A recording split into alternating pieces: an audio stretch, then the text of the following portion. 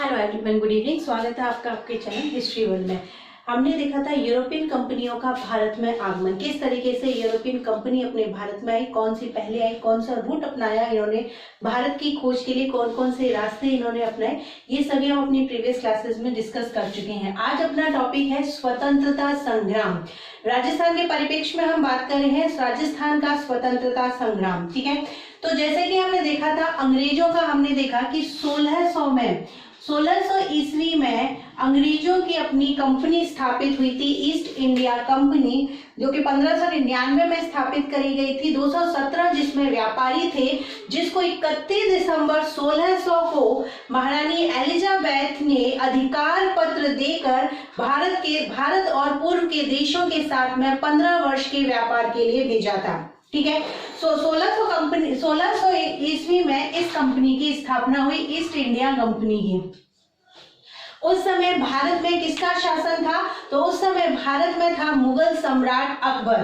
तो ये यहाँ पर 1597 में हमने देख लिया पहला अंग्रेजी व्यक्ति जॉन मिल्डेनहॉल भारत में आया था, जिसने भारत में आकर अकबर के दरबार में उससे यहाँ पर व्यापार के लिए अनुमति मांगी थी। उसके बाद में हमने देखा था कि 1608 में आया था कैप्टन हॉकिंस। 1608 में आया था कैप्टन हॉकिंस। देखो ये लोग यहाँ पर पहले आए थे, इनका सिर्फ मुख्य उद्देश्य क्या था? यहाँ पर व्यापार करना। लेकिन धीरे धीरे जो ये लोग जो कि यहाँ पर व्यापारिक उद्देश्य से आए थे, यहाँ पर इन्होंने क्या किया? यहाँ की राजनीति में हस्तक्षेप करना शुरू कर दिया, यहाँ की राजनीति में इंटरेस्ट लेना शुरू कर दिया, हस्तक्षेप करना शुरू कर दिया, और इसके लिए उन्होंने अपनी स्थिति को और सुदृढ़ बनाना शुरू कर दिया। अपनी स्थिति को, अपने वर्चस्व को कायम करने के लिए इन्होंने यहाँ पर कई युद्ध किए। युद्धों की अगर हम बात करें तो जैसे कर्नाटक का युद्ध हुआ था, मैंने आपको बताया था, क्योंकि यहाँ की राजनीति में हस्तक्षेप कौन कर रहा था? अंग्रेज कर रहे थे। फ्रांसीसी जब यहाँ पर भारत आए, फ्रांसीसी अंग्रेजों के बाद में भारत आए हैं, फ्रांसीसियों का भी मुख्य उद्देश्य क्या था? यहाँ पर सिर्फ और सिर्फ व्यापार करना। लेकिन जब डुप्ले फ्रांसीसी गवर्नर बनकर भारत आया, तो डुप्ले ने भारत की राजनीति में हस्तक्षेप करना शुरू कर दिया, और इसी वजह से अंग्रेज और फ्रांसीसियों के मध्य युद्ध हुए थे, कर्नाटक के युद्ध, जो कि 1746 से लेकर के 1761 तक 3 युद्ध हुए थे। ठीक है, 1746 से लेकर 1761 के बीच में 3 युद्ध हुए थे। किस किस के बीच हुए थे? अंग्रेजों और फ्रांसीसियों के बीच में हुए थे। देखो, अंग्रेजों ने अपनी स्थिति को सुदृढ़ करने के लिए यहाँ पर कई युद्ध किए, कई पॉलिसी चलाई, वो सभी हम यहाँ पर डिस्कस करेंगे आज। तो सबसे पहला युद्ध हुआ कर्नाटक का युद्ध अंग्रेजों का फ्रांसीसियों के साथ में। ठीक है, 1746 में स्टार्ट हो गया था, 3 युद्ध हुए थे 1746 से लेकर 1761 के बीच में।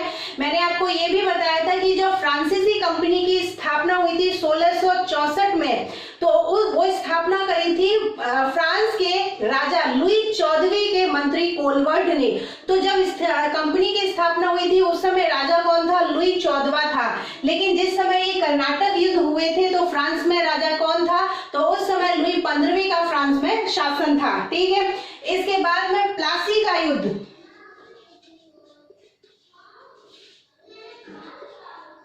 बंगाल के नवाब सिराजुद्दौला के साथ में प्लासी का युद्ध हुआ है 1757 में, और उस समय यहाँ पर गवर्नर कौन था? अंग्रेजों का क्लाइव ने युद्ध किया था, प्लासी का युद्ध सिराजुद्दौला के साथ में। इसके बाद में 1759 में 1759 में युद्ध हुआ है इनका बेदरा का युद्ध, और बेदरा का युद्ध हुआ है इनका डचों के साथ में।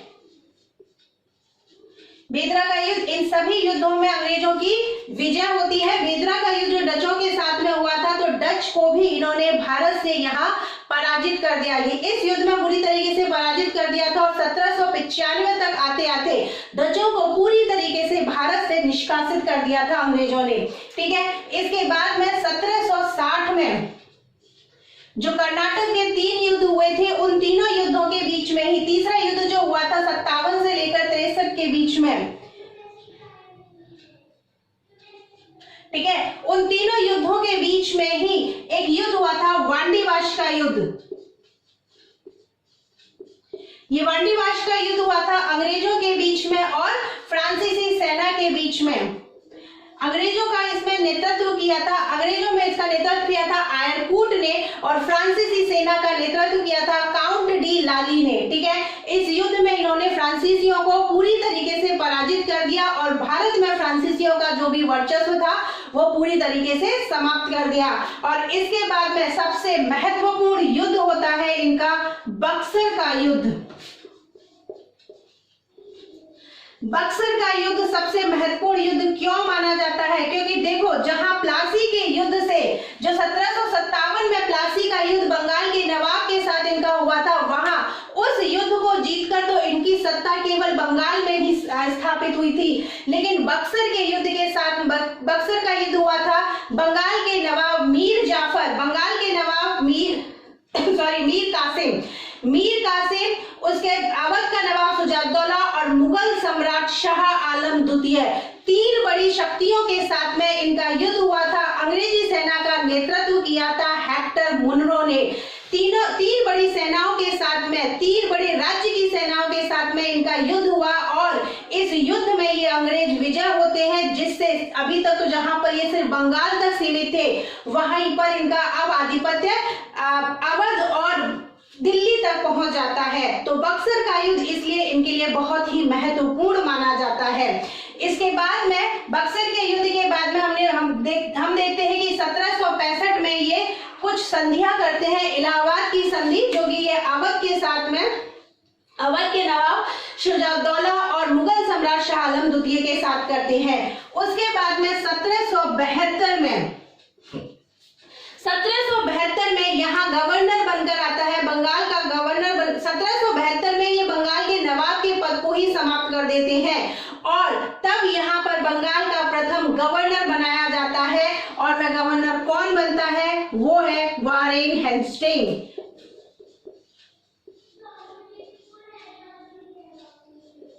1772 में ये जो अंग्रेजी कंपनी है बंगाल में नवाब के पद को समाप्त कर देते हैं और उसके बाद में यहाँ पर अपना प्रतिनिधि नियुक्त करते हैं, अपना गवर्नर नियुक्त करते हैं और वॉरेन हेस्टिंग को यहाँ का पहला गवर्नर बनाया जाता है। वॉरेन हेस्टिंग को बंगाल का पहला गवर्नर बनाया जाता है और वॉरेन हेस्टिंग बंगाल की स्थिति को सुदृढ़ करने के लिए एक पॉलिसी लेकर आता है, वो है ring fence policy. Ring fence policy मतलब घेरे की नीति।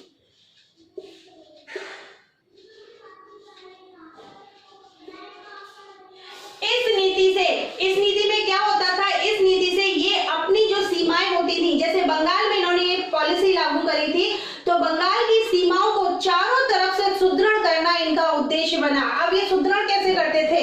ये बंगाल के जिस राज्य पर ये अपनी रिंग फेंस पॉलिसी लागू करते थे, उस राज्य के खर्चे से ही उस राज्य की सीमाओं को ये दूसरे राज्यों से सुरक्षित करते थे। ठीक है, ये सेना तो अपनी लगाते थे लेकिन इनका खर्चा उठाता था वही राज्य। जैसे बंगाल में ये पॉलिसी अगर लागू की गई है तो सेना अंग्रेजों की होगी लेकिन उसका खर्चा कौन उठाएगा? बंगाल में जो भी है बंगाल के नवाब उसका खर्चा उठाएंगे। ठीक है, तो 1772 में वॉरेन हेस्टिंग लेकर आया रिंग फेंस पॉलिसी, घेरे की नीति।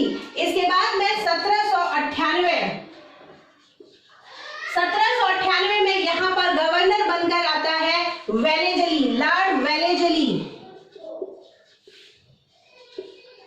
देखो, ये अपनी स्थिति को सुदृढ़ करने के लिए पहले तो इन्होंने भारतीयों के साथ में और अन्य यूरोपीय जो यहाँ पर थे उनके साथ में युद्ध किए। अब ये युद्ध तो कर चुके हैं, युद्धों से इन्होंने विजय भी हासिल कर ली। अब ये नई नई पॉलिसी लाकर बाकी के जो बचे हुए राज्य है उनको हड़पना चाह रहे हैं। लॉर्ड वेलेजली यहाँ पर आया 1798 में गवर्नर बनकर।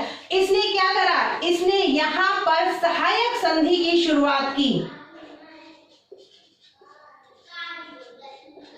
इसने यहाँ पर सहायक संधि की शुरुआत की, जिसमें हम देखें तो सबसे पहले भारत में अगर हम देखे जाए, भारत के परिप्रेक्ष्य में हम देखें तो हैदराबाद के निजाम ने सबसे पहले ये संधि स्वीकार करी थी और इसने करी थी ये 1798 में। 1798 में सबसे पहले भारत के हैदराबाद के निजाम ने ये संधि स्वीकार करी थी। क्रम देखते हैं एक बार ऐसे, तो क्रम है इसका HMT APBS, ठीक है, ये है भारत में सहायक संधि स्वीकार करने वाले HMT APBS। H से है हैदराबाद, और हैदराबाद के निजाम ने कब स्वीकार करी थी? 1798 में, 1798 में। उसके बाद में है M से मैसूर, और मैसूर, और इसके बाद में T से है तंजौर। मैसूर और तंजौर ने 1799 में ये सहायक संधि स्वीकार करी थी। ठीक है, 1799 में मैसूर और तंजौर ने सहायक संधि स्वीकार करी थी। उसके बाद में आता है अवध। अवध ने यह सहायक संधि स्वीकार करी है 1801 में। पेशवा, P से है पेशवा। पेशवाओं ने यह संधि स्वीकार करी है 1802 में। B से है भोसले, और भोसले ने संधि स्वीकार करी है 1803 में। और अंतिम बचते हैं सिंधिया, और सिंधिया ने यह संधि स्वीकार करी थी 1804 में। ठीक है, तो ये था भारत में इन संधियों को स्वीकार करने का क्रम। भारत में सबसे पहले स्वीकार किसने करी थी? हैदराबाद के निजाम ने 1798 में। एग्जाम में कई बार पूछा हुआ क्वेश्चन है कि सहायक संधि को स्वीकार करने वाला राज्य कौन सा था? तो सबसे पहले सहायक संधि स्वीकार की है हैदराबाद ने 1798 में, 1798 में। उसके बाद मैसूर और तंजौर ने 1799 में, अवध ने 1801, पेशवाओं ने 1802 में, भोसलों ने 1803, और भोसले के बाद में है सिंधिया। सिंधिया ने 1804 में अंग्रेजों की सहायक संधि स्वीकार की। अब हम देखते हैं राजस्थान के परिप्रेक्ष्य में। राजस्थान में हम देखें तो राजस्थान में सबसे पहले सहायक संधि स्वीकार करी थी भरतपुर के महाराजा, भरतपुर राज्य के महाराजा रणजीत सिंह ने।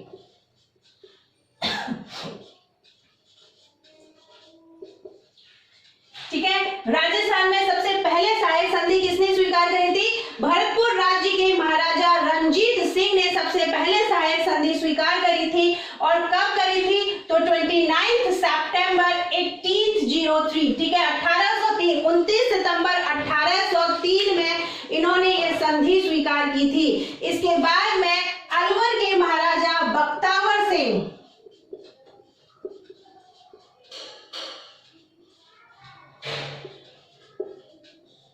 अलवर के महाराजा बख्तावर सिंह ने भी यह संधि स्वीकार करी, और 1803 में ही करी थी, लेकिन इन्होंने करी थी 14 नवंबर 1803 को। ठीक है, तो राजस्थान के परिप्रेक्ष्य में भी हमने देख लिया सबसे पहले किसने स्वीकार करी थी?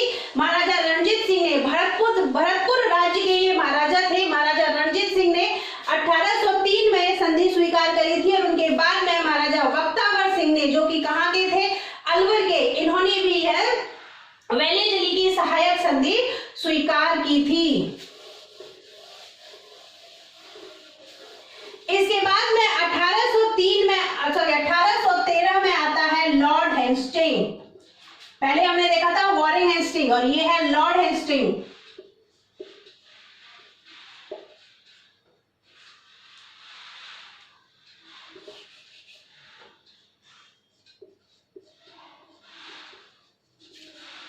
ठीक है, इसने क्या करा?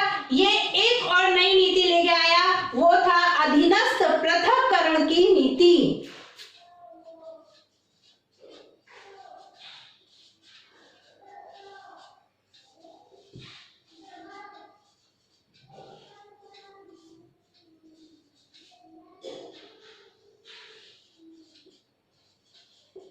अधीनस्थ पृथक्करण की नीति, इस नीति के तहत इन्होंने राजस्थानी रियासतों के साथ में संधि करने के लिए एक एजेंट नियुक्त किया। इस नीति के तहत इन्होंने राजस्थानी रियासतों के साथ में संधि करने के लिए एजेंट नियुक्त किया, जिसका नाम था चार्ल्स मेटकॉफ।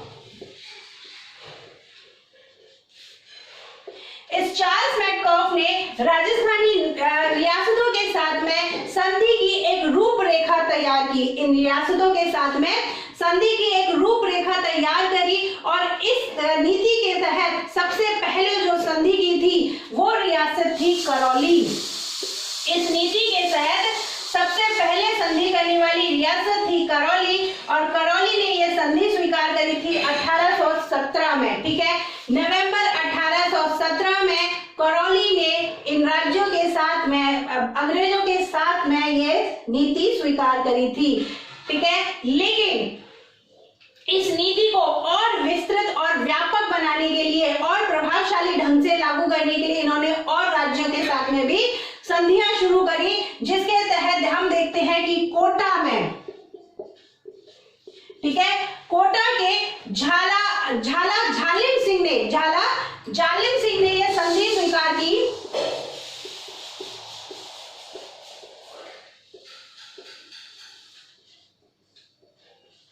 कोटा राज्य की तरफ से जालिम सिंह ने यह संधि स्वीकार करी और ये करी थी इन्होंने 26 दिसंबर 1817 को।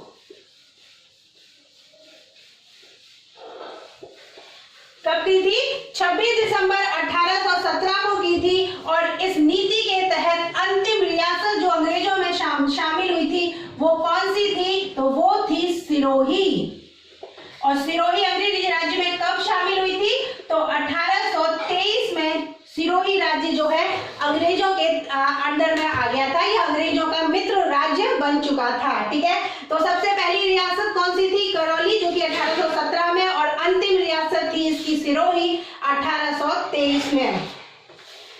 अब इन नीतियों के तहत इन्होंने इन रियासतों को अपने राज्य में शामिल तो कर लिया, अब क्या किया? इन नीतियों के तहत इन्होंने ये और नीति बनाई, इनकी ये पॉलिसी थी, इन्होंने इन रियासतों को ये वचन दिया कि हम आपकी बाहरी आक्रमणों से सुरक्षा करेंगे, हम आपकी बाहरी आक्रमणों से सुरक्षा करेंगे। और उस सुरक्षा के एवज में यहाँ पर इन्होंने इन रियासतों में इन्होंने अपने रेजिडेंट और अपने एजेंट नियुक्त किए, ठीक है।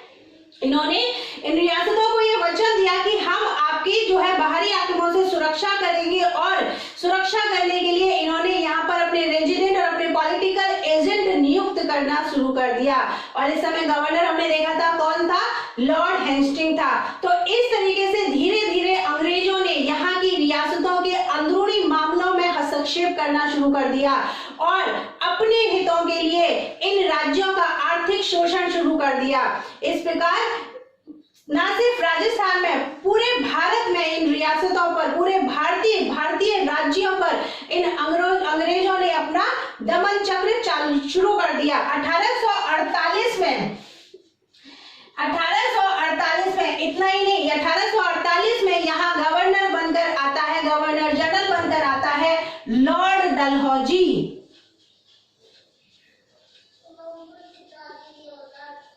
ये जो डलहौजी जब यहाँ पर आया तो डलहौजी एक और नई नीति के साथ में आया। ये 1848 से लेकर के 1856 तक भारत का गवर्नर रहा था, भारत का गवर्नर जनरल रहा था, ठीक है। 1848 से 1856 तक रहा था। और ये एक और नीति के साथ में आया, वो नीति थी डॉक्ट्रिन ऑफ लैप्स, व्यपगत की नीति।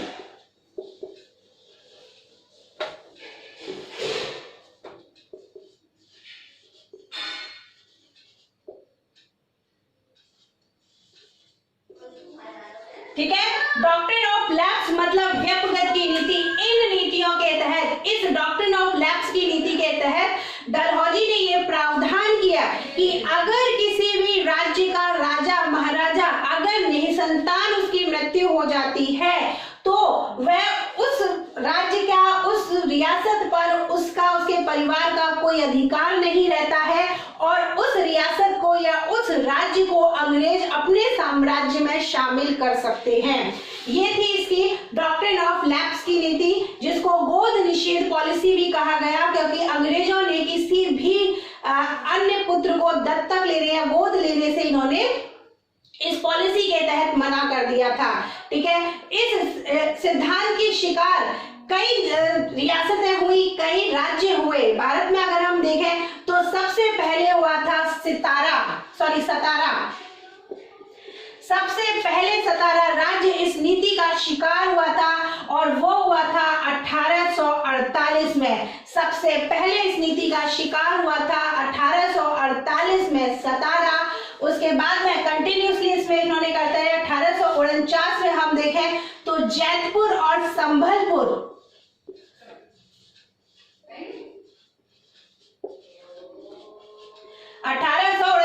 में जैतपुर और संबलपुर, 1850 में बघाट, 1852 में उदयपुर, ठीक है, 1853 में झांसी और 1854 में इस नीति का शिकार हुआ नागपुर राज्य। इस नीति के तहत इन्होंने इन सभी राज्यों को अंग्रेजी साम्राज्य में मिला लिया। देखो, सभी नीतियां इन्होंने लागू करी, कुछ राज्यों के साथ में इन्होंने संधियां की, कुछ राज्यों के साथ में इन्होंने जबरदस्ती उन राज्यों को हथियाने की कोशिश की। इसके साथ में ही 1856 में इन्होंने अवध, जो कि इनका एक मित्र राज्य था, अवध का जो नवाब थे, नवाब वाजिद अली शाह, वो तो इनके मित्र थे, लेकिन फिर भी अवध पर इन्होंने कुशासन का आरोप लगाकर अवध को भी अपने अंग्रेजी साम्राज्य में शामिल कर लिया। तो ये कुछ कारण थे जिसकी वजह से यहाँ पर स्वतंत्रता आंदोलन किया गया। यही कारणों की वजह से भारत में पहला स्वतंत्रता आंदोलन हुआ था और वो हुआ था 1857 की क्रांति के रूप में। तो कल से जो हम टॉपिक डिस्कस करने वाले हैं वो 1857 की क्रांति ही डिस्कस करेंगे। पहले 1857 की क्रांति हम भारत के परिप्रेक्ष्य में देखेंगे और फिर उसी को हम राजस्थान के परिप्रेक्ष्य में देखेंगे। ये क्लास यहीं खत्म होती है। अगर वीडियो समझ में आया हो, पसंद आया हो तो लाइक कीजिए, दोस्तों के साथ में शेयर कीजिए, चैनल को सब्सक्राइब कीजिए। मिलते हैं कल 1857 की क्रांति की रूपरेखा के साथ। Thank you so much.